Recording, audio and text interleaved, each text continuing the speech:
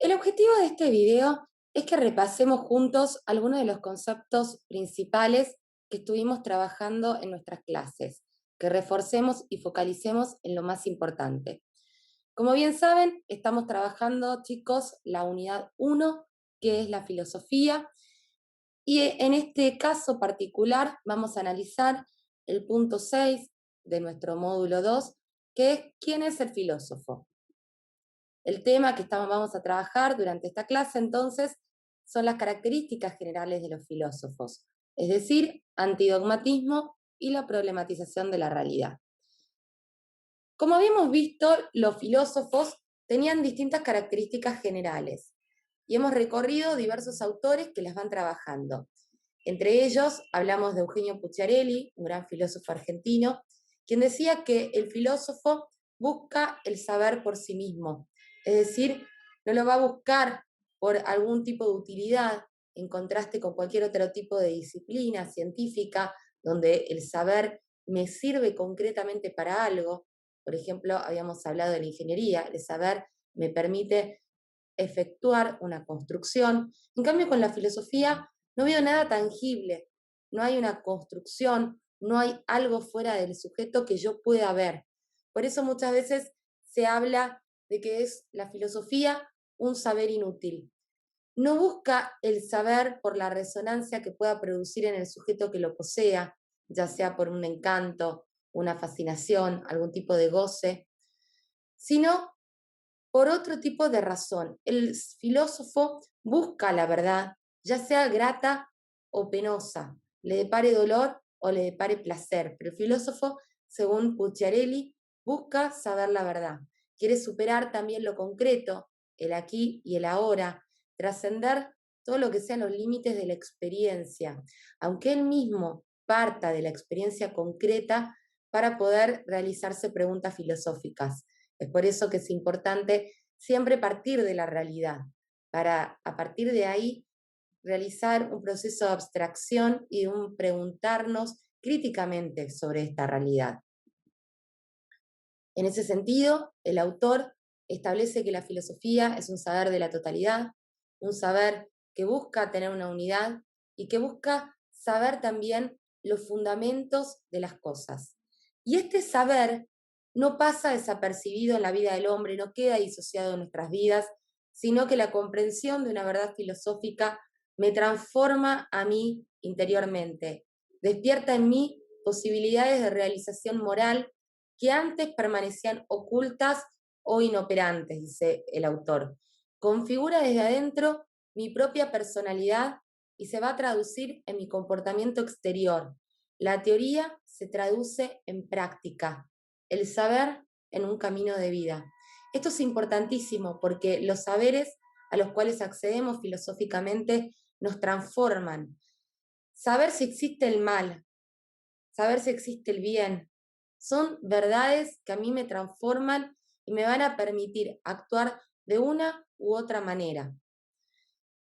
En ese sentido, también tenemos que destacar otras características de los filósofos, y una de ellas es que el filósofo realiza preguntas. Esto es fundamental. Lo va a explicar Michel Onfray, un filósofo francés que está vivo actualmente, y él va a decir esta frase que es clásica en la filosofía, pero la va a reformular. Todos los hombres somos filósofos por naturaleza, es decir, todos nacemos filósofos. Esta frase es un clásico en la filosofía, pero él le agrega algo más. Va a decir que solo algunos continúan siéndolo. Todos nacemos filósofos, solo algunos siguen siéndolo. Y voy a utilizar el ejemplo para explicar esto de los niños. Si nosotros vemos a un chiquito de 3, 4 años, siempre empiezan a preguntar el porqué de las cosas. Constantemente están preguntando el porqué. De una manera que por momentos hasta causa un hartazgo, porque no encuentra satisfacción alguna con ningún tipo de respuesta.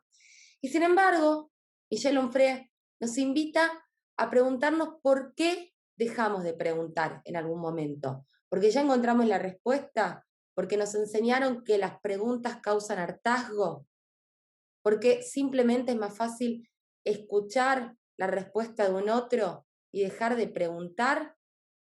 Esto será algo que tal vez tengamos que ir indagando a lo largo de nuestro curso de filosofía. ¿Por qué a lo largo del tiempo, a medida que vamos creciendo, dejamos de preguntar?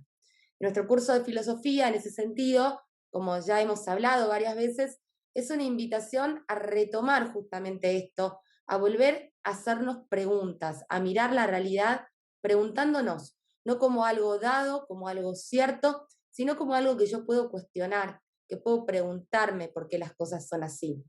En ese sentido resuena la pregunta de Heidegger que él se hace, que es una pregunta básica en la filosofía: ¿por qué el ser y no más bien la nada?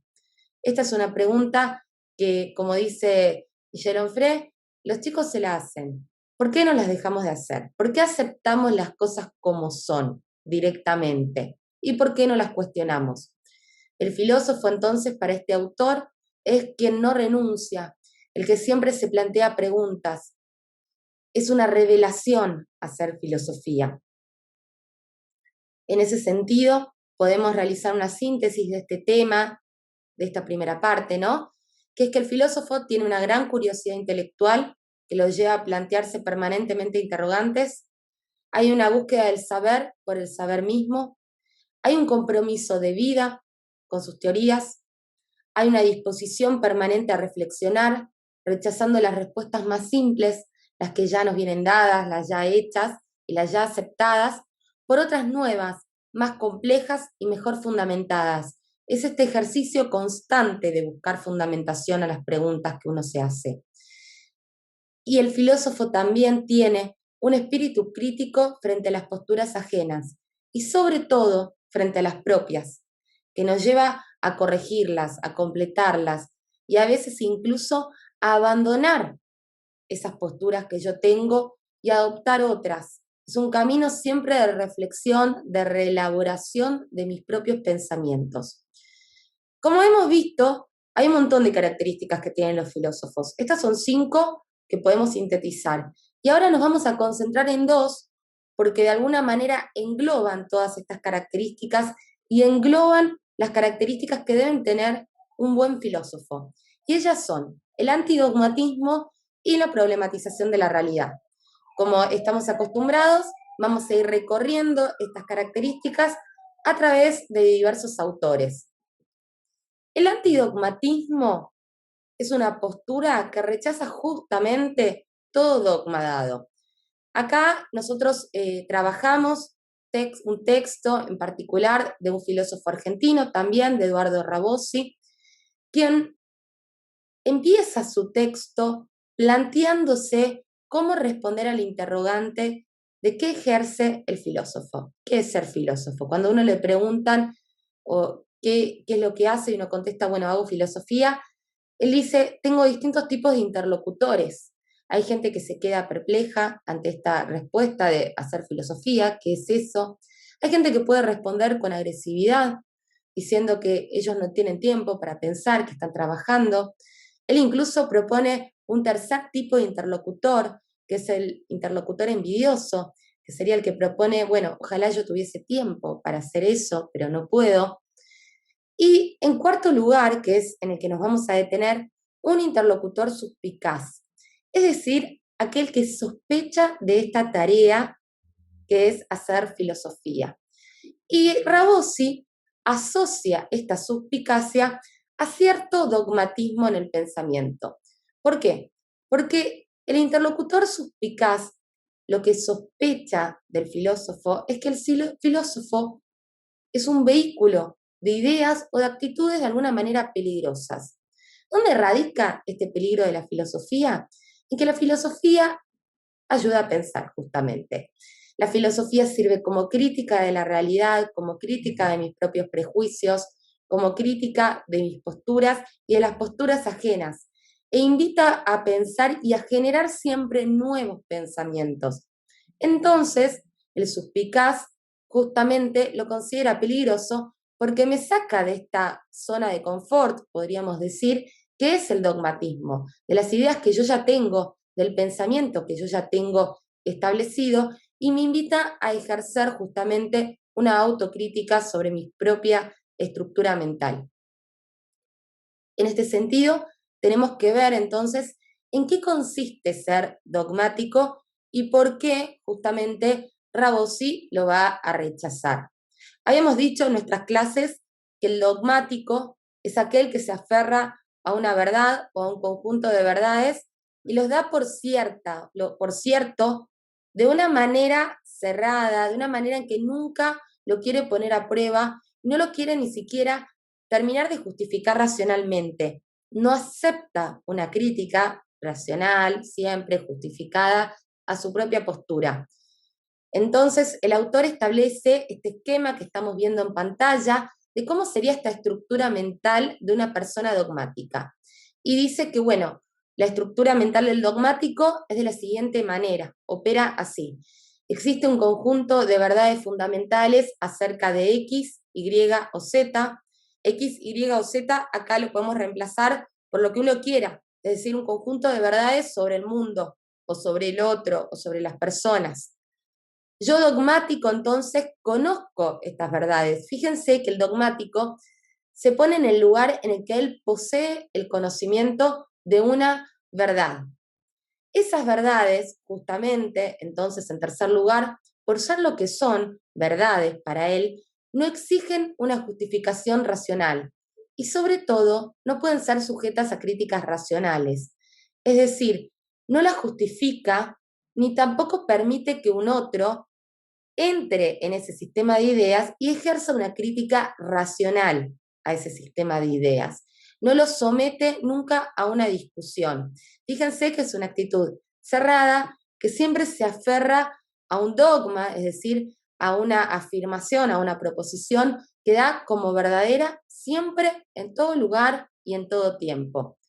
Por lo tanto, como consecuencia, todos tienen que aceptar esas verdades. El dogmático tiene esta pretensión también de universalización. Eso que yo considero verdad, lo tiene que aceptar todo el mundo.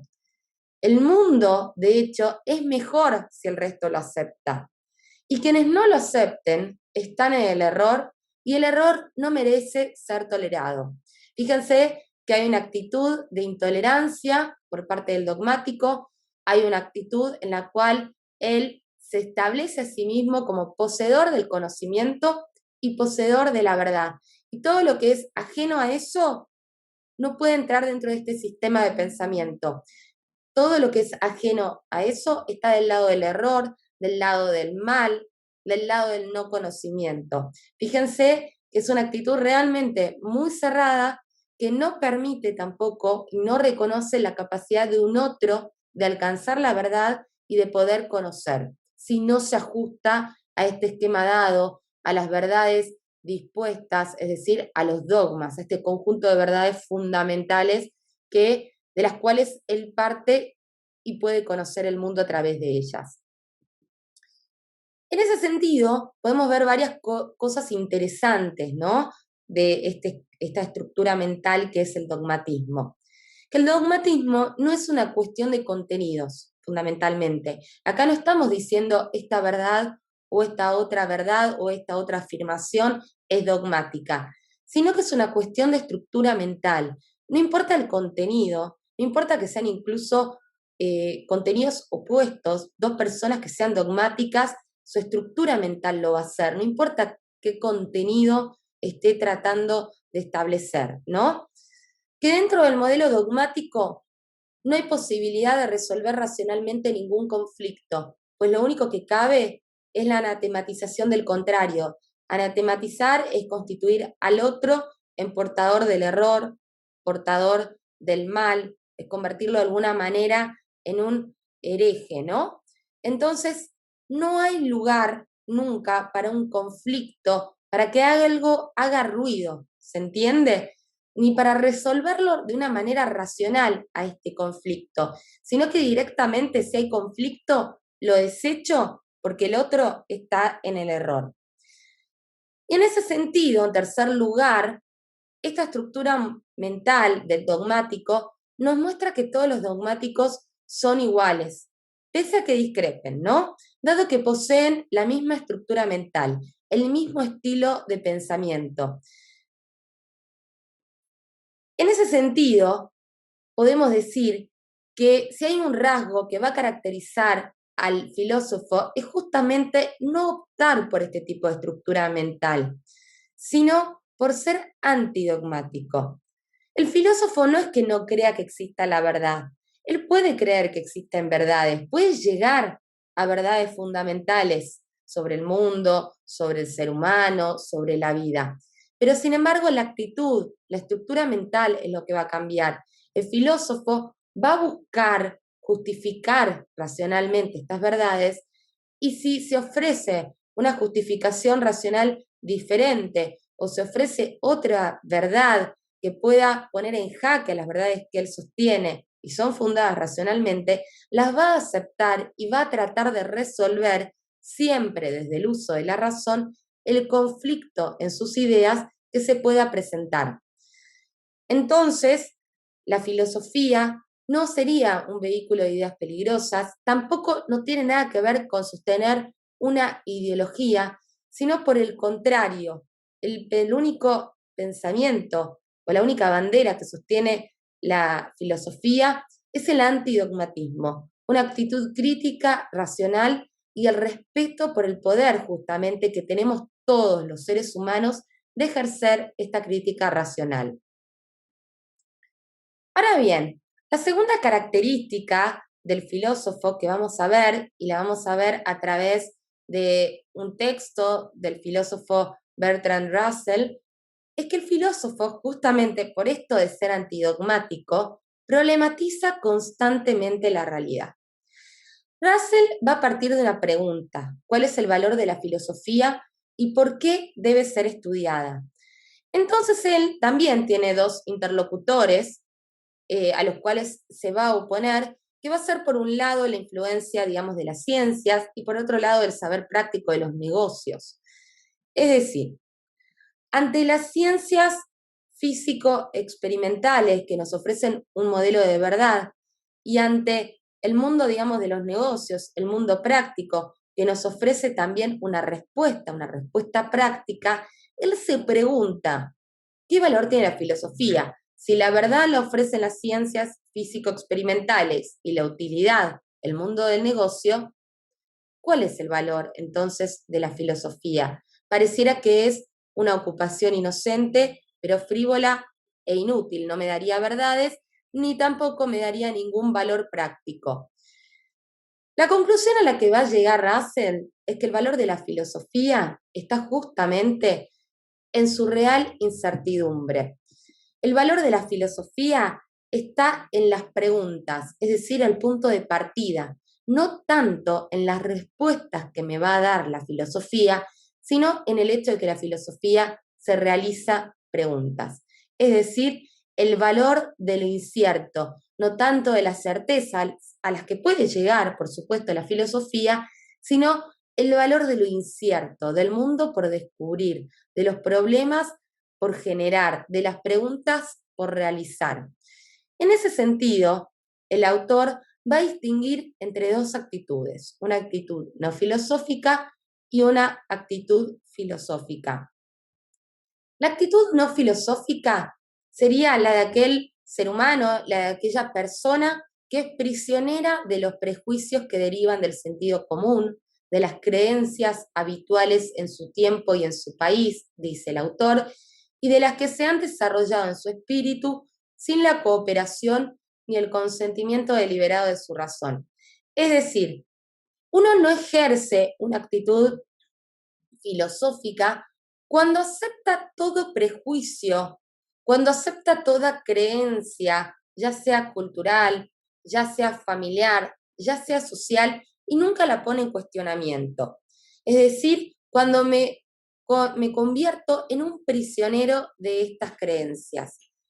El mundo, en ese sentido, tiende a hacerse un mundo preciso, definido. El mundo es obvio, no hay lugar para lo incierto. El mundo es lo que es y no lo puedo cuestionar. Es un mundo de alguna manera cerrado, que siempre es igual, donde sé lo que va a pasar, donde no pongo nunca en cuestionamiento lo que yo estoy haciendo en este mundo. ¿Se entiende? Ni tampoco lo que hace un otro.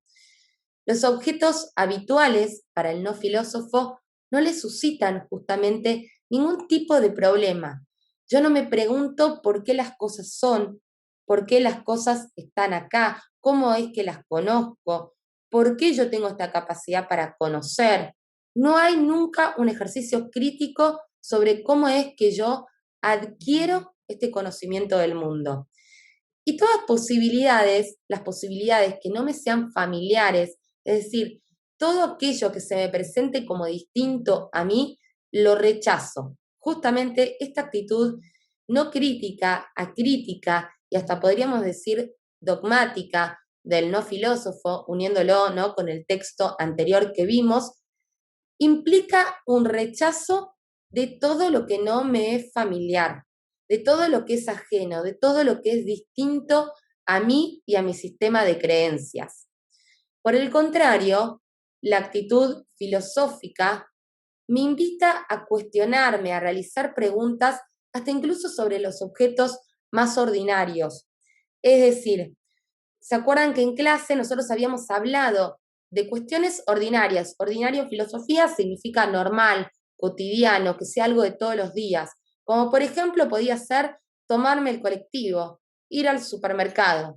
Obviamente cada vez que me tomo el colectivo, que voy al supermercado, no me estoy realizando preguntas filosóficas, sino nunca llego a tomarme el colectivo, nunca llego a efectuar las compras en el supermercado. Si me pregunto, ¿por qué el hombre necesita alimentarse? ¿Por qué estoy acá? ¿Cuál es el sentido de mi vida? Utilizando mi tiempo haciendo compras, claramente nunca realizo las compras y nunca llego a mi objetivo práctico, que es conseguir comida para alimentarme.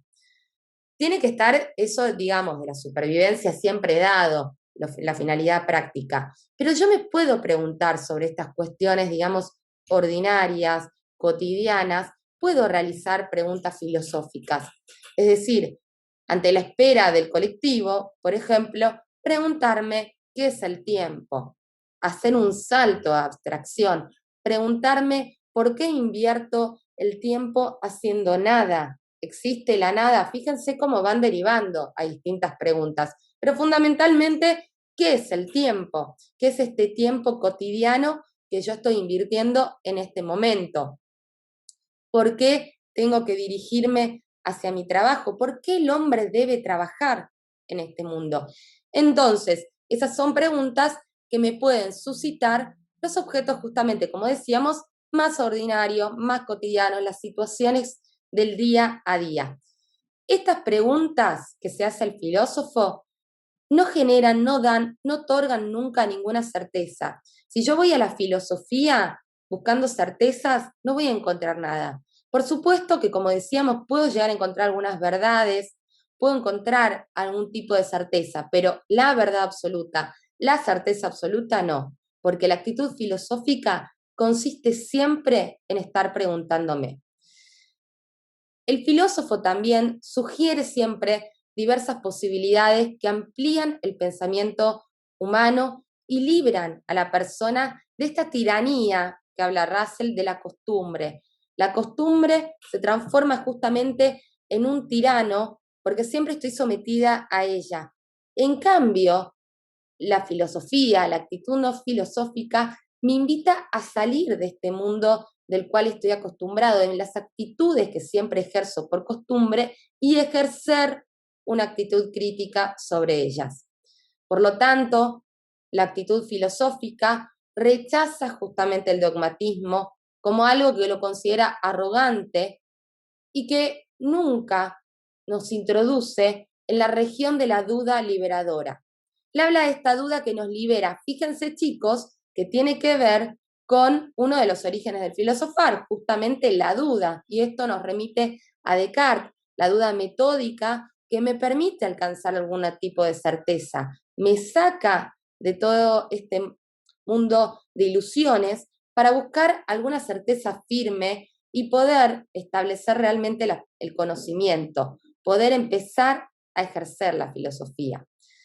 Y en ese sentido, la actitud filosófica también guarda vivaz su sentido de la admiración. También tiene esto que ver con el primer origen del filosofar, que es el asombro, presentándome los objetos familiares, lo que siempre tengo a mano, en su aspecto justamente no familiar.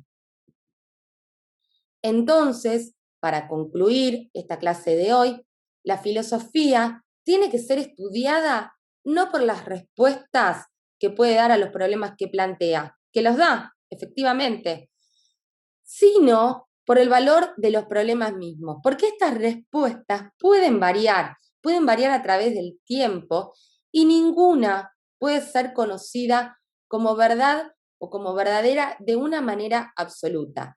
Entonces, como no sé si llego a una respuesta acabada, a una respuesta verdadera de manera absoluta, me concentro en el valor de los problemas, de las preguntas, porque estos problemas son los que van a ampliar la concepción de lo que es posible, van a enriquecer, dice Russell, nuestra imaginación intelectual y van a disminuir la seguridad dogmática que cierra el espíritu a la investigación.